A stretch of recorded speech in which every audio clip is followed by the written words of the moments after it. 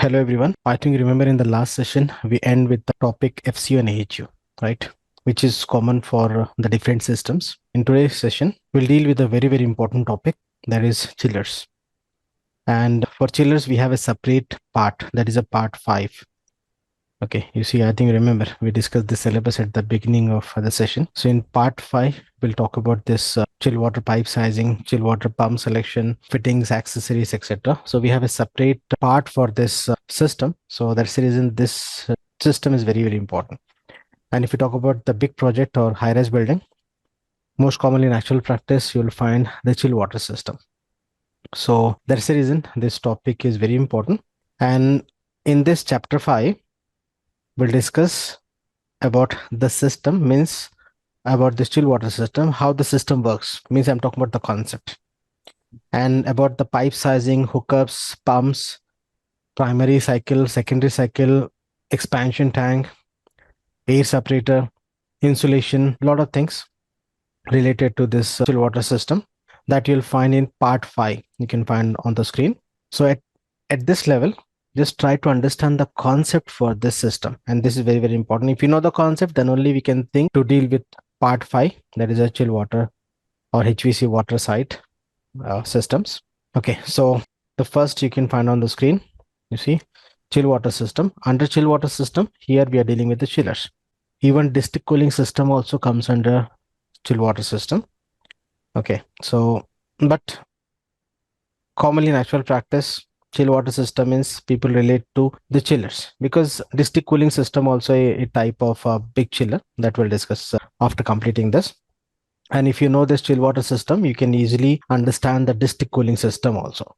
Okay, so here a chiller is a term used to describe a complete chilling package that includes, you see, multiple compressor. It can be one compressor or two compressor or more than that, depend as per the capacity. You'll find multiple condenser. And remember, if I use the term multiple condenser, means I'm talking about air-cooled condenser. In water-cooled condenser, the type is different, in that you'll find one type, that is shell and tube. We'll discuss after learning this air-cooled and water-cooled, you'll get the clear idea. But if I use this term multiple condenser in chiller, means I'm talking about air-cooled chiller. At this level, don't get confused. Just let me complete this. This is just a beginning. So you see multiple compressors, multiple condenser, but only one evaporator. And you'll find the special type of evaporator in air cooled as well as in water cooled chiller. Or at this level, just I am talking about the chiller. We'll discuss what is air cooled and water cooled next only. So if you talk about chiller, in that chiller you'll find special type of evaporator called shell and tube, or in other words I can say shell and tube heat exchanger, because the shell and tube heat exchanger can be used for evaporator or can be used as a condenser, and it's used in other applications also. Okay, so it's a type of heat exchanger. So what exactly or how exactly this shell and tube heat exchanger, we'll discuss in the next page only. So you see, chiller is a term used to describe a complete chilling package that it includes multiple compressors because the capacity is higher, multiple condenser, but only one evaporator with the expansion also. Don't get confused. You'll find the expansion device also, like the same vapor compression cycle, but the higher capacity. But the evaporator is a shell and tube type, and you'll find the internal piping and other controls. And you see, on screen this image, you can consider this as a package chiller, and don't get confused with the package AC and this chiller. Package we used to call because all the components in one, but this is not the air side, this is the water side. For air side, again we require the AHU. Okay, so in actual practice you may heard this term package chiller, so don't get confused. I'm talking about the air cooled chiller. Air cooled chiller we can consider as a package, because water cooled chiller we required the cooling tower away from the unit. Okay, so air cooled chiller we can also call as a package. So you'll find the internal piping and the heat exchanger, and this chiller will supply the chill water to what? To the AHU or FCU inside the building, and the hot water returned back to the chiller. But how exactly? We'll discuss in detail, because this topic I divide into different parts. You see, first we'll talk about what is chiller, just the basic. Then we'll discuss the types of chiller, the list. Then we'll talk about the types of compressor, because the chiller is classified based on the type of compressor also. Then we'll talk about in detail about the air cooled chiller, how this air cooled chiller works. Then we'll talk about water cooled chiller, the components, and how this water cooled chiller works in actual practice. Then we have a comparison between the air cooled and the water cooled chiller, so that this comparison will help you to take the decision in actual practice as per the project requirement. So let me proceed. So on screen, you can find an image of air cooled chiller, also known as package chiller. And here below on the right side, this is a water cooled chiller. We'll discuss all these components, don't worry. This is just the preview for the air cooled and water cooled chiller. And you see the construction is totally different. Air cooled chiller is like a cabinet and we are placing completely outside the building. And this water cooled chiller, you can find out this is placed in the plant room inside the building, except the cooling tower. And what is cooling tower? We'll discuss. At this level, just I'm using some new terms and terminology. If you're not aware, don't worry. At the end of this session, you'll get the clear idea about this two types of chillers. So remember, this can be an interview question. First question can be what is chillers? And the second question is the types of chiller.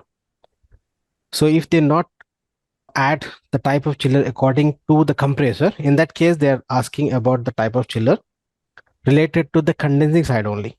So that there are two types of chiller. If you talk about the condensing side, one is an air cooled chiller and second is a water cooled chiller, commonly used in actual practice compared with the other types. Okay. So what exactly the difference between these two chiller? You'll get the idea after learning the cycle of both the systems.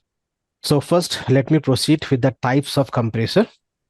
Because you see, in the types of chiller, you'll find the compressor classified based on the compressor also. Okay, so let me just read this at this level. If we talk about the types of compressor, sorry, my mistake, type of chiller. First, what we discussed just now, air cooled chiller. And in air cooled chiller, remember this point, we are using air to cool the condenser. How exactly? We have a topic. Yeah, so on screen, you see, first is a air cooled chiller and the cooling medium is the air. How exactly we'll discuss. And second type of chiller is a water cooled chiller and the cooling medium for cooling the condenser is a water. And if you talk about air cooled chiller, you'll find for small and medium type of project. Medium means, you see, chiller itself is for big project. Medium in the sense compare with the small projects. So I'm not talking about the villa or a small store. Here, air cooled chiller, if I use medium, in that also you'll find multiple floor building. Compare with the water cooled chiller. Water cooled chiller is for very big projects and it's offering the capacity up to 6,000 TR. That is a centrifugal type, very big system with higher capacity. So you see commercial, industrial and large application. This again I'll repeat after completing this air cool and water cool. At this level, just I'm going to read these different types so that you'll get the idea. The chiller can be classified as per the condenser and as per the compressor type. Okay. So further, you see scroll chiller. Scroll chiller means the chiller with the scroll compressor. Next, reciprocating chiller means the chiller with the reciprocating compressor. We'll discuss this again on this right side options. Next, we have a screw chiller, means chiller with the screw compressor. Next, very large, higher capacity centrifugal chiller, nothing but the chiller with the compressor of centrifugal type. And apart from this, the chiller can be classified as per the type of cycle. Most commonly in actual practice, you'll find the chiller with the VCR, nothing but vapor compression cycle, or else for industrial, you may find the vapor absorption cycle also. So these are the different types of chiller.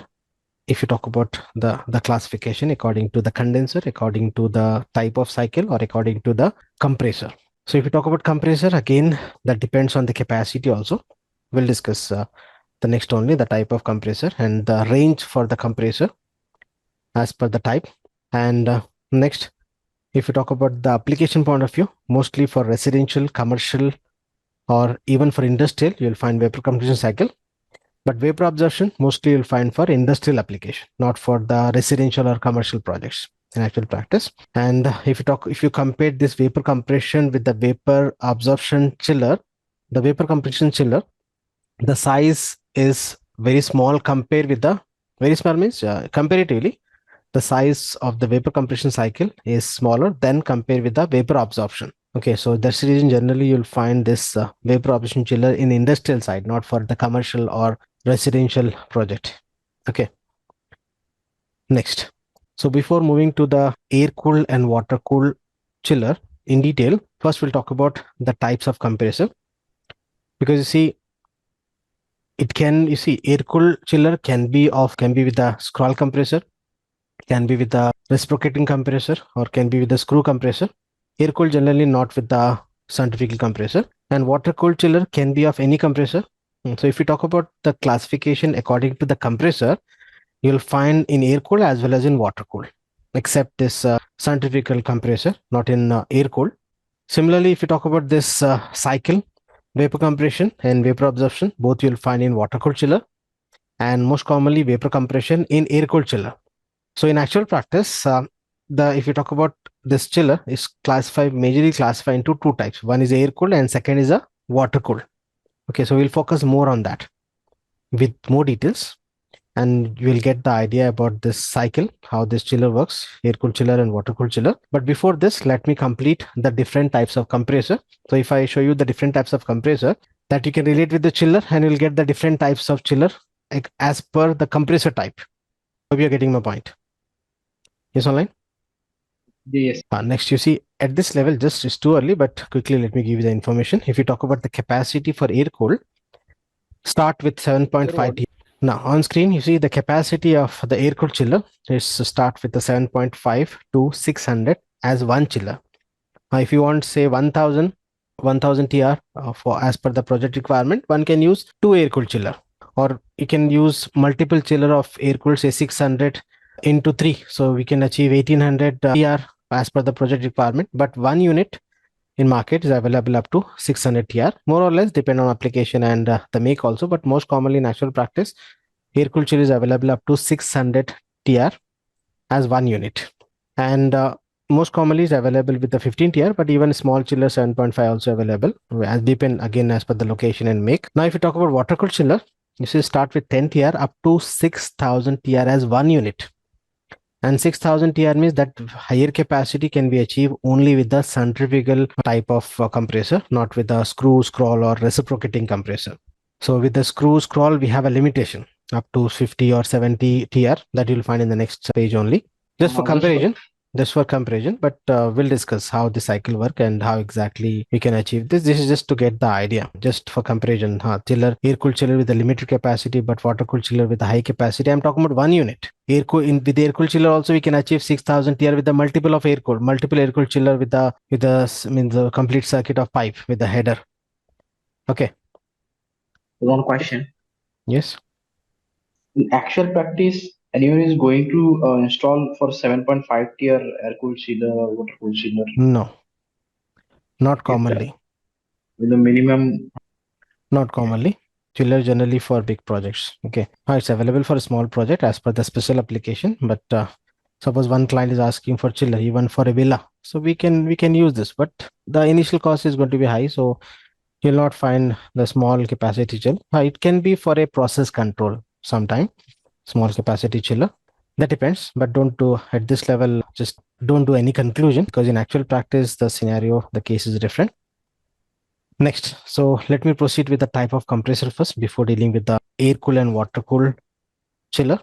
So you see, you can find on the screen, and this type of compressor you can find even for other systems except this centrifugal. Other system is in the last session, in the previous session, we discussed about the VRF or VRV. So most commonly in VRF or VRV, you'll find the scroll compressor. You'll not find the reciprocating commonly in market, because we have a list of advantage of scroll compressor compared with the other types of compressor. Or else even in window, you will find this scroll compressor, or you may find the reciprocating compressor also.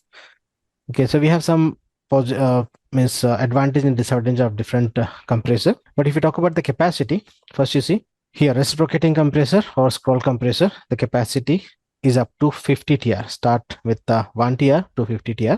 Next, for screw, up to 400 TR as 1. But if you talk about centrifugal, you see 400 ton and more. Okay, up to this one, this chiller. Again, in chiller, you'll find the multiple compressors. So I'm not talking about one compressor with one chiller. As we discussed the beginning, chiller with the multiple compressors and the condensers. So in general, this is a range.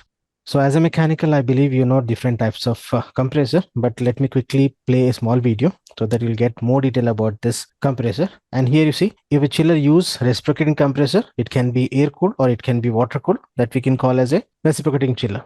Similarly, scroll, screw, or centrifugal. And for centrifugal, as I said, you'll not find in air cooled, you'll find in water cooled, because this is for industrial, for large high capacity, most commonly for this big projects, or it can be industrial site, commercial large project, or industrial. You'll find this reciprocating type of compressor. Okay, so let me play a animated video. D. The various types of air conditioning compressors used for cooling systems.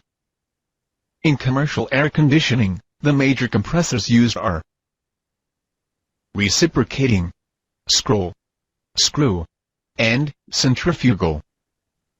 Compressor sizes start with reciprocating and scroll, thus the smallest, 3 to 175 kilowatts, followed by screw, 75 to 1,400 kilowatts, and centrifugal, thus the largest, 1,400 kilowatts and larger. Capacities listed are typical and may involve multiple compressors.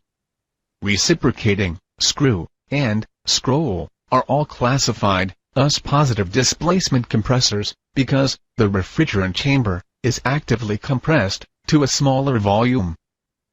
In screw and scroll compressors, this is a twisting or rotational action. In reciprocating compressor, it is the linear stroke of piston reducing the volume of the cylinder holding the refrigerant gas. The centrifugal compressor is a non-positive displacement type. It raises the pressure and temperature of the refrigerant by converting kinetic energy into pressure. Central plants usually have centrifugal chillers because of their large size. Screw compressors are most popular in the mid-size market and smaller, but they do not have the high part load efficiency of scroll compressors. Scroll compressors are becoming more prevalent in the HVAC industry.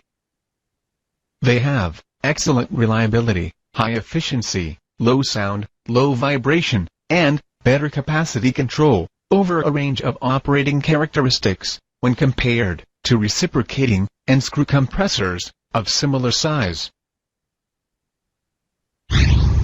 The Danfoss VLT HVAC drive has been engineered with a number of features to provide capacity control of scroll compressors through frequency control. Next, we shall have a look at the screw compressor operation.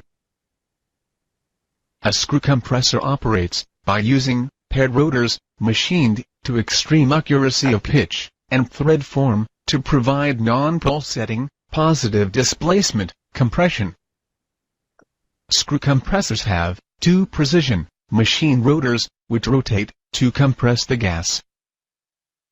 Take a look at the illustration. It shows a male rotor and female rotor.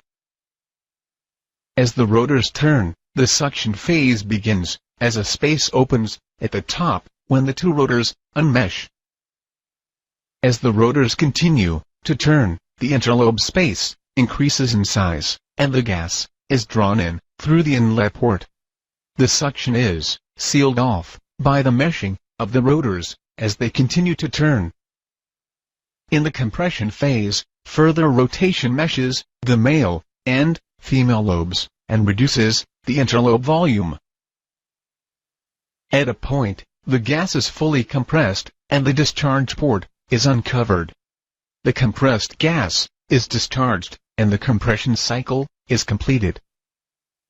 The typical capacity reduction method of control is a slide valve with a sliding action parallel to the rotor bores.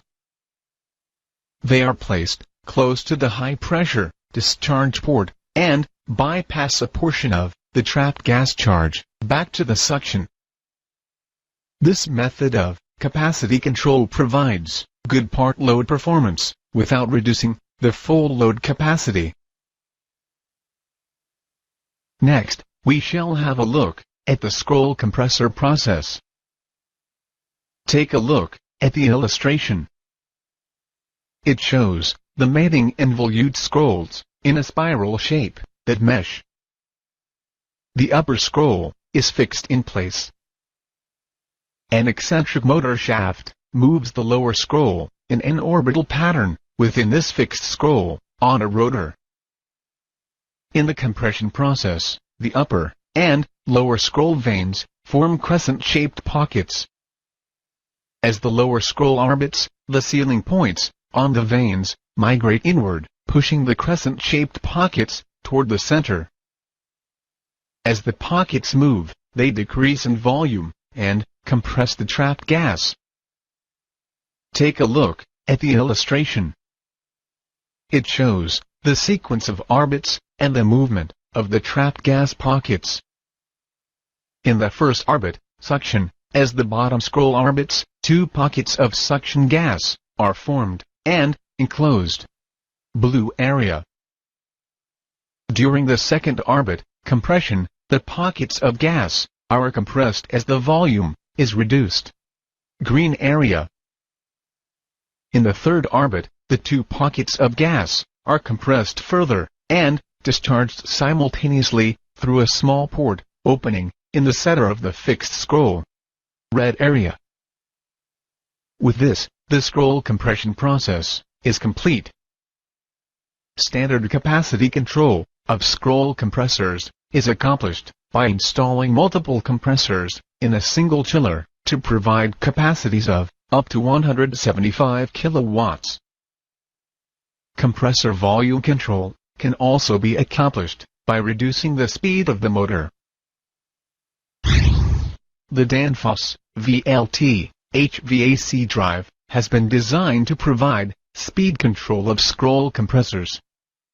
Here, VLT is a name from the Danfoss. It refers to this VFD drives.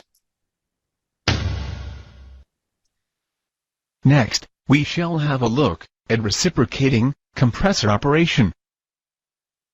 Reciprocating compressors use pistons that are driven directly through a pin and connecting rod from a crankshaft, similar to an automotive reciprocating engine.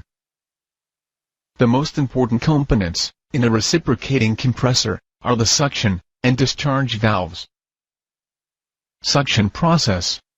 At the beginning of the suction phase, the piston is drawn down in its cylinder, opening the suction valve, and vapor refrigerant is drawn into the cylinder. When the piston reaches the bottom of the stroke, the suction valve closes, trapping the suction volume. Compression process. The compression process is started when the piston is starting up the cylinder and begins compressing the gas ahead of it as the volume is reduced. Discharge phase. The discharge phase begins when the discharge valve first opens. As the pressure in the cylinder exceeds the pressure above the valve lifts, allowing the compressed gas to be pushed in the discharge manifold. The discharge process is complete when the piston reaches the top of the compression stroke and the discharge valve closes. There is always a small amount of clearance volume left at the top of the stroke to expend on the next suction stroke. Capacity control. The most common used method of control is bypassing the refrigerant gas with unloaders within the compressor. Next, we shall have a look at centrifugal compressor operation. Centrifugal compressors have long been used in larger water chillers.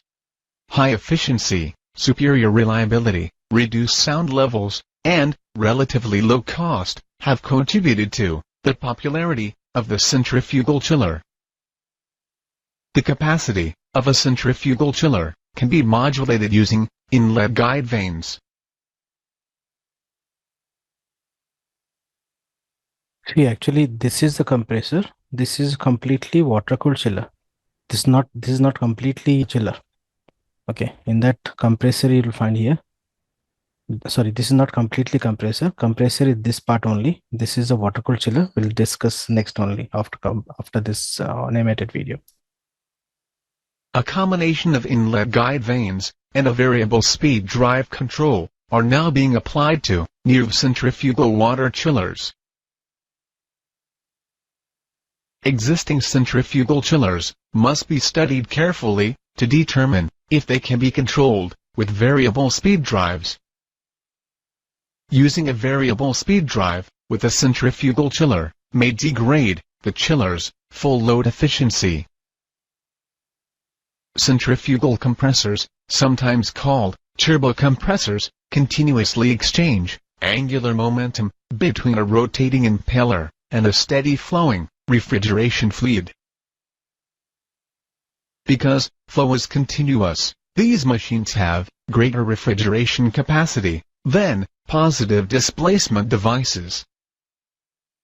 The suction flow enters the rotating impeller and is discharged radially at a higher velocity. A centrifugal compressor can be single-stage, having one impeller, or it can be multi-stage, having two or more impellers. The suction gas passes through a set of adjustable inlet guide vanes before entering the impeller. As inlet guide vanes open, more gas passes through the compressor. The vanes are used for capacity control, similar to inlet guide vane control of centrifugal fans. Capacity is varied by swirling the refrigerant entering the impellers. The inlet guide vanes produce this swirl. Setting the vanes to swirl, the flow in the direction of impeller rotation produces a near compressor performance curve without a change in speed. So I think you got the idea, some idea related to the different compressor.